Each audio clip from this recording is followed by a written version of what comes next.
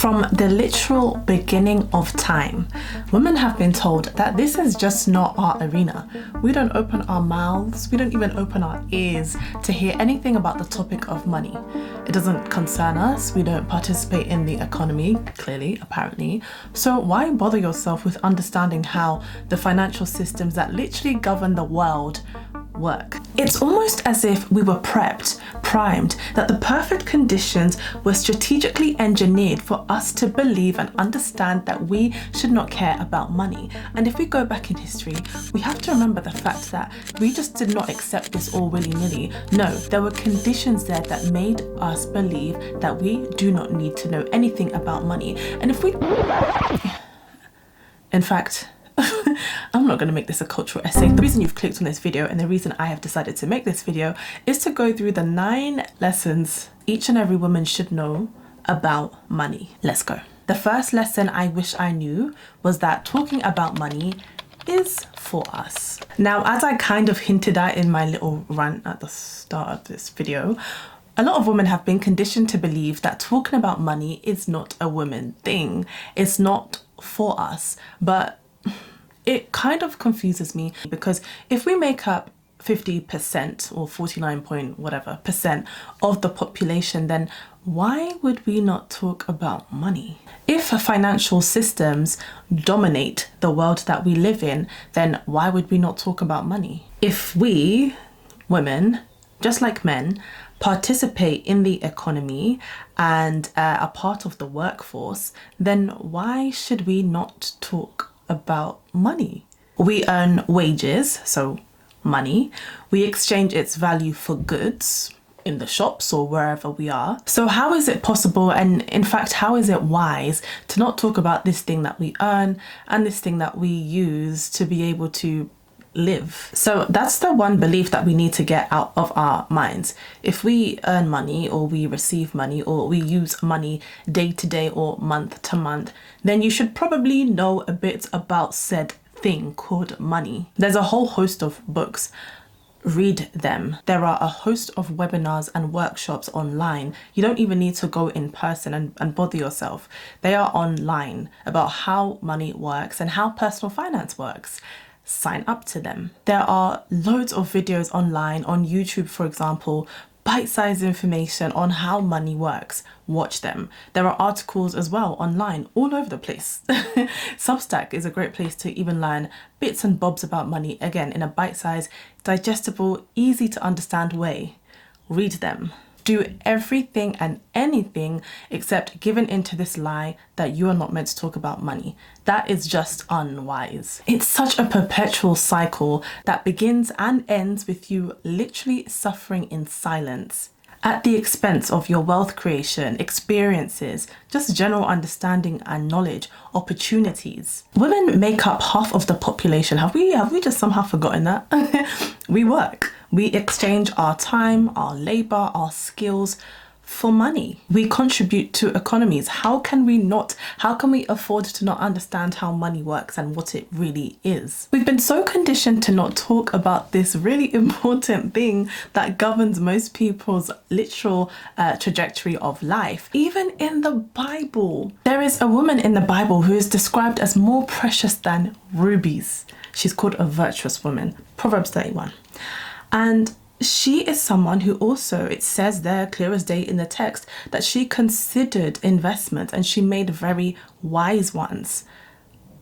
Guys, we're meant to have some knowledge of money. That is my first point. The first lesson is don't give in to the lie that you're not meant to talk or understand or learn about money. If you make it, if you want it, if you exchange things for it or with it, then you should probably understand a little bit more about money. A real big and key contention that a lot of women that I've seen have with this topic of money is that it risks making you look more masculine. And that is something a lot of women have openly said they don't want to risk. The trade-off for them isn't worth it. Learning about finance, speaking about money openly to their partner, friends, family, social networks, online like this, that trade-off isn't worth it, that they may actually end up looking more masculine. You're too intimidating, too ambitious, too much. Now, as we start to remove these layers, I'm starting to understand what the issue is more. But I've promised this won't be a sociology lesson. So what I will say instead is question and challenge that belief. Who says that? Learning money and understanding and speaking about it is more masculine. Says who? There is nothing unfeminine about wisdom. There is nothing fundamentally too masculine about money. As I've said, world's population, women make 50%, 49%, but they make up half of the population. And a lot of these women are working. Again, I'm going to use the UK as the context because that's where I live. That's where I've grown up. A lot of women are working. We participate in the workforce, in the economy. There's nothing too masculine about working. There's nothing too masculine about saving, investing. So where does this belief come from? There is nothing unattractive about stewardship. This is a biblical concept. We should be able to steward the blessings that we are given. All learning about money does, and speaking about it and being curious about it, or in a healthy way, what it should do rather, is allow us to steward our money better. When I look at Proverbs 31, they were not describing a weak woman. They weren't describing a woman that was too masculine. She had a husband who looked upon her favorably. She built, she traded, she woke up really early whilst everyone was still asleep. She made sure that her servants, her children had breakfast, had clothes, had warm things for the winter nights. She planted, she invested. She was absolutely clothed in femininity, but not at the expense of not being able to steward her money. It says with the fruit of her hands, she plants vineyards. She makes linen garments and sells them. She is participating in the economy. She is making, buying, producing, selling. She also sees, which is really important and proves a great point, that she sees that her merchandise is profitable. She had financial literacy. She understood how money worked and the systems that govern it as well. She participated, she took part, but she was still the most virtuous woman, the woman who was worth more than rubies. With all of the financial literacy she had, the economic empowerment that she had, her husband still praised her. So if anyone's a little worried about it, if you have a man of God, if you've got a man, if you've got a good man, then he would encourage you. He would not be intimidated by this. He would not say that this makes you less feminine and more masculine. I'm looking at a very feminine lady here in Proverbs 31, and I just can't get over the fact that she understood and she knew and she leveraged money. She understood it. She helped and blessed her family with it. And yet her husband praised her, and her husband said, "Many women have done excellently. Many women have done well, but you surpass them all." So no, it doesn't make you less feminine. Like, come on. And even with thoughts and ideas like that, we need to, again, ask, where did these come from? We need to challenge them. We can't just accept them and allow for them to condition us. We need to speak back to those thoughts. The Bible talks about taking captive every single thought and making it obedient unto Christ. Is that belief that you have true? Or is it when women aren't as economically empowered, do they just become easier to control? I don't know. I'm not saying that's the case. I'm posing questions. So no, I don't believe that understanding money, something that you use, earn, save, want to leverage, makes you less feminine. I think learning and understanding money makes you harder to control. And maybe that is what is actually making people feel uncomfortable. So another big, huge lie after the one, or is actually typically preceded by the lie that we spoke about before, that you shouldn't know or understand money. The next one here is that you shouldn't ask about money unless you're making money. You need to be wealthy to be able to ask wealth-based questions. Wrong. That is just so backwards. I didn't start learning about money because I had money. I started learning about money because I didn't have any money. That's like going to the gym and saying that you don't know how to use a Smith machine, and because of that, you're never going to ask how to use it. You're going to avoid it. You're not going to ask anything to do with Smith machines or weights because you've never done it, you've never built any reps, and you don't understand it. Why would you not ask someone or pop a question on Google to understand how to use this machine? You're never going to learn how to use the machine if you don't ask a question. So 5 years ago, you would have come to the realization in the gym that you don't know how to use a Smith machine. And if you didn't ask any questions, whether that be to someone in the gym or online, you would still be in the same position 5 years later, because you didn't ask how to use it. That's the same with money. If I never spoke up or asked questions about how money and finance works when I didn't have it, then I still wouldn't have any money or know anything about finance right now. It's the same thing. If I never asked how to use this Smith machine 5 years ago, then I wouldn't know how to use it today. I might even insert a clip of me using it, because honestly, I didn't know how to use it before. But you ask. You ask first, you learn first, and then as you apply that knowledge, that's when you see the fruits follow. So don't be ashamed. Don't think you need to have money and be wealthy to understand how the system works. If you don't have it right now, this is probably the best time. Actually, it is the best time to learn. The Bible even says, walk with the wise and become wise. Associate with fools and get in trouble. And that is Proverbs 13:20. So yes, you should be asking those questions. The Bible also talks about seeking wise counsel. These are all things that are very important. So if you don't know these things, but you know someone or have seen someone that knows what they're talking about in this particular area, ask questions. Presentation does matter. Women do not owe you pretty, that is for sure. I will be the first to say that. Women do not owe you pretty. But, however, in the same breath, how you present yourself also oftentimes affects how you carry yourself. And this is really a lesson that I am learning right now.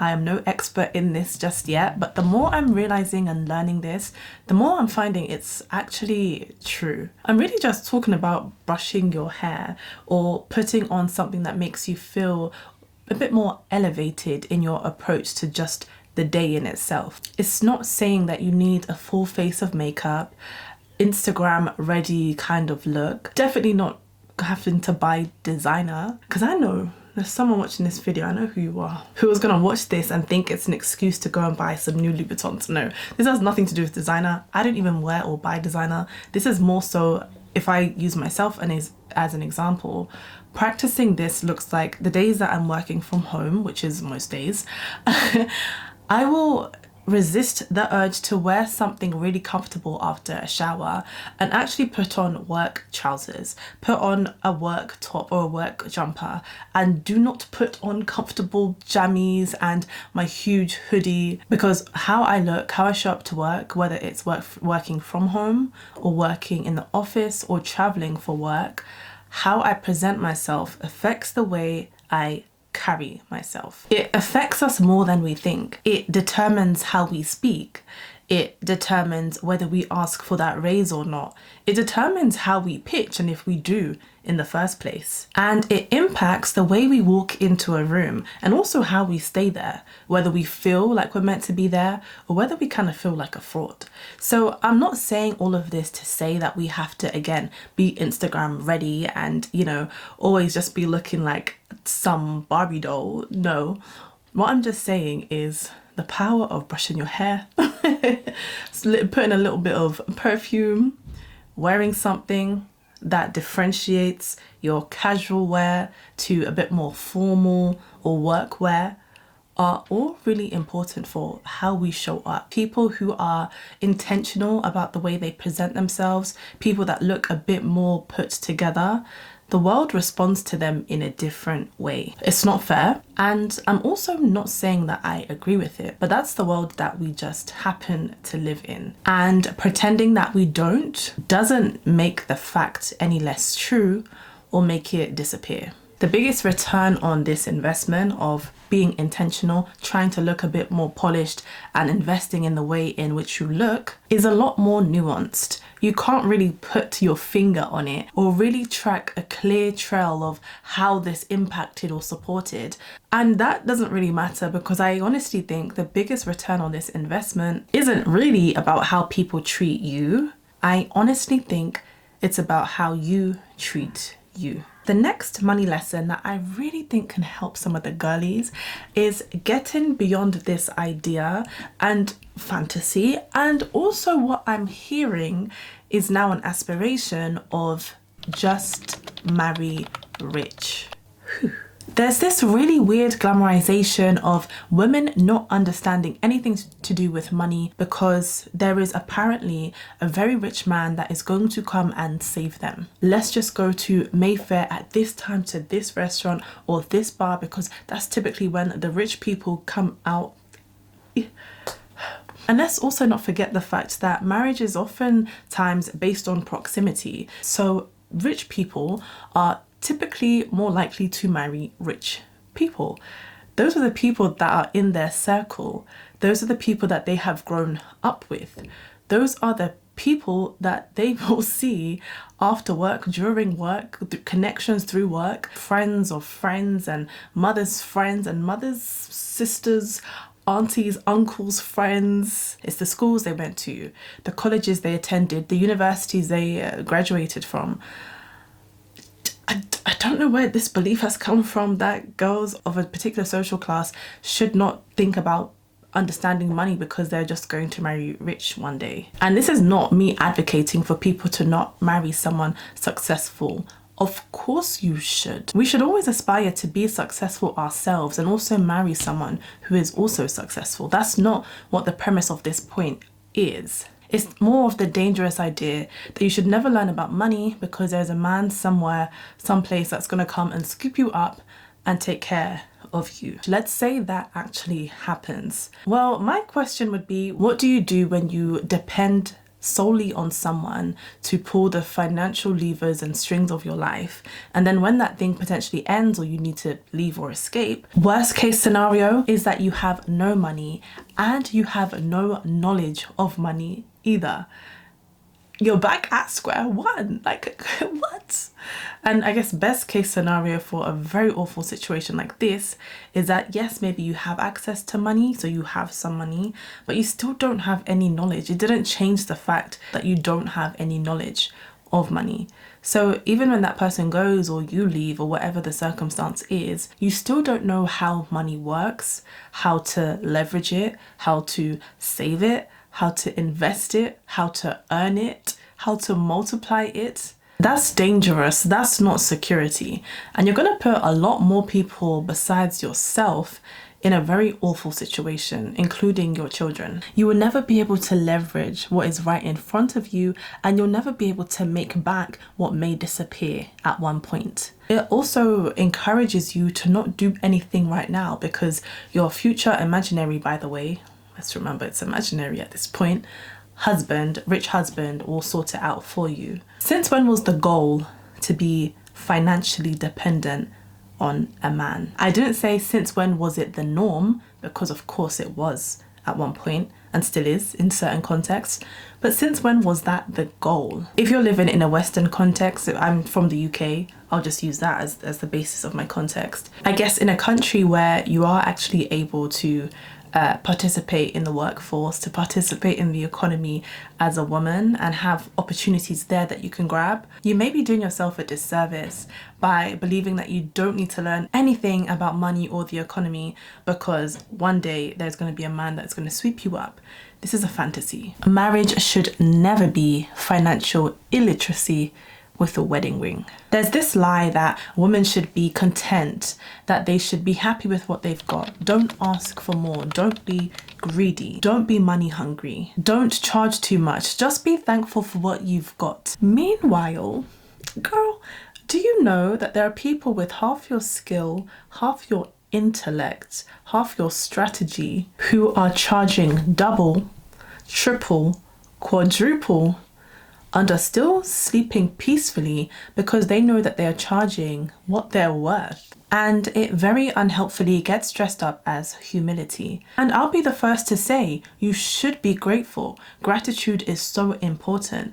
And I'll keep talking about my faith, but it's a core principle of my faith as well, and just how we should be as humans, right? But the point here is that gratitude does not mean or equate to or should result in playing small. It's not the same as smallness. They always have your figure. They have your budget. You just need to ask and demand for it. I used to work with really huge companies and huge brands, and they really wanted to work on some influencer marketing. So we'd go away and we'd find these creators, right? And we'd ask them how much their rates are.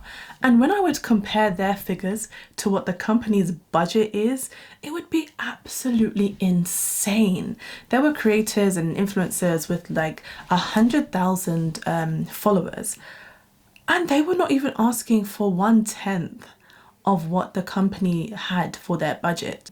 So this is something that I really learned moving forwards, and I really did apply in my own social media business when I did have that running, which was don't just state your price. State your price with at least 20% added on top, because A, they can afford that, and B, even if they don't, you're still likely to have agreed a figure that was still higher than you really wanted. Let's say you were negotiating for £10,000 and you added 20%. I'm even being very conservative. You should really add like 45%, but let's say you added 20%. So your actual figure that you say to them is £12,000. They say, look, honey, we don't have the budget for that, but how about if we meet at 11.5, 11.7 there? You have added £1,700 to the original 10k that you were asking for. So the main point here is ask for what you're worth. They're either going to agree, negotiate down to a price that you're okay with or more than what you wanted anyway, or C, they will say no. And there's no harm in that. But you'll never know unless you try. So don't apologize, don't shrink yourself to think that you shouldn't have more or you shouldn't be worth more. You are worth more. They are giving that money to people who have 1/10 of your experience. So don't put yourself in that position. And again, I will bring up my faith. The Bible even talks about enlarging our territory, enlarging our tent, expansion. Deuteronomy 1:8. See, I have set the land before you. Go in and take possession of the land that the Lord swore he would give to your fathers, to Abraham, Isaac, and Jacob, and to their descendants after them. Isaiah 54:2 says, enlarge the place of your tent. Stretch your tent curtains wide. Do not hold back. Lengthen your cords and strengthen your stakes. It's ours for the taking. And this should not be a stay where you are because it makes people comfortable kind of thing. No, not at the expense of your potential opportunities and your growth. Expansion requires courage. So yes, be grateful for sure, but don't use gratitude as an excuse to not be paid what you're worth. Being grateful doesn't mean being underpriced. Your mentor also doesn't have to look like you. So your mentor doesn't have to be a woman. Not that they shouldn't be a woman, but they don't have to. And as a Black woman myself, I always felt like my mentor had to be someone that looked exactly like me.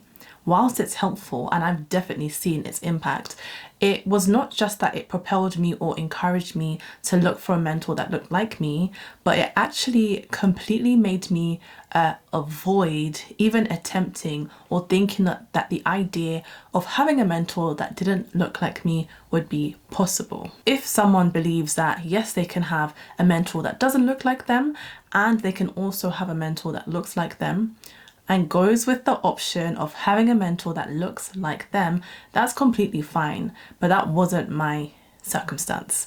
My circumstance, the context I'm referring to here, is that I believed there was only one route to have a mentor that looked like me, because it was impossible. It just wasn't a thing for me to have a mentor that didn't look like me. And I think that's what was really damaging. But this thinking was challenged at one point.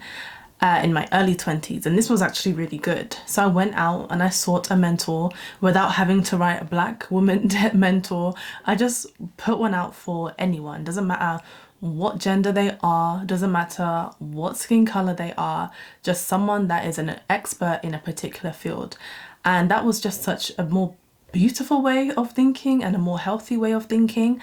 And I had a white male mentor for quite some time, and this doesn't excuse the fact that there are also really bad experiences that people have had in this scenario. But what I'm saying here is sometimes exposing yourself to a completely different way of life, a different way of how some people think, can actually be really beneficial in challenging your thoughts and even empowering you to be a bit more confident. This white male mentor that I'm referring to exposed me to a completely different way of thinking, different confidence, different networks. And one thing I really took from this experience is that there are some people that genuinely believe from a very young age they belong in powerful rooms.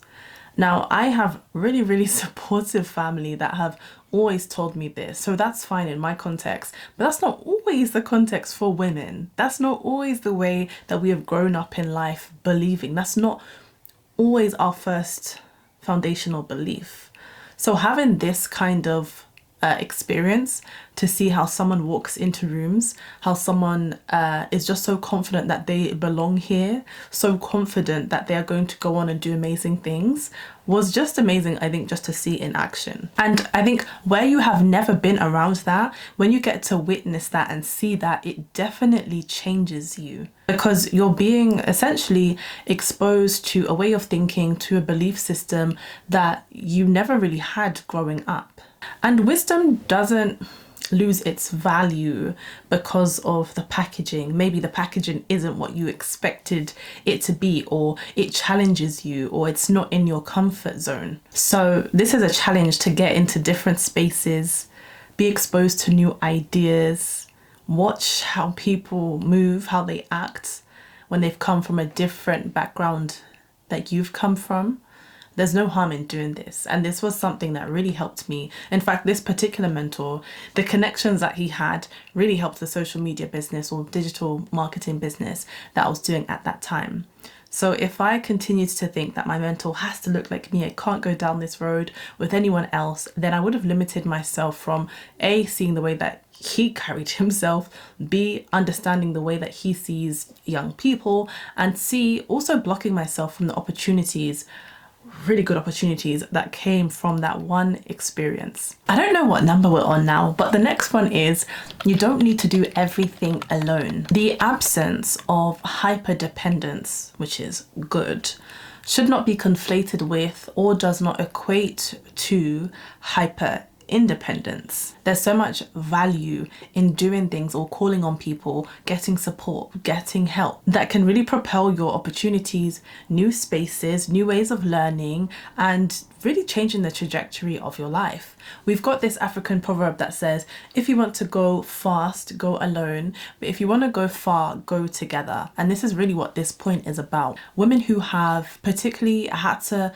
figure out this thing called life at an earlier age than normal, a lot of the time have this way of thinking, which is understandable. But somewhere along the way, we have seen time and time again that this hyper independence that sometimes is popularized can really quickly lead to isolation. And isolation is expensive. I'm talking mentally, physically, emotionally, financially, which is what this video is about. Because honestly, the truth is, so many of life's greatest opportunities that you have been hoping, wishing, praying for are really in the hands of people. That can be mentors, that can be friends, that can be lecturers. Don't sleep on your lecturers.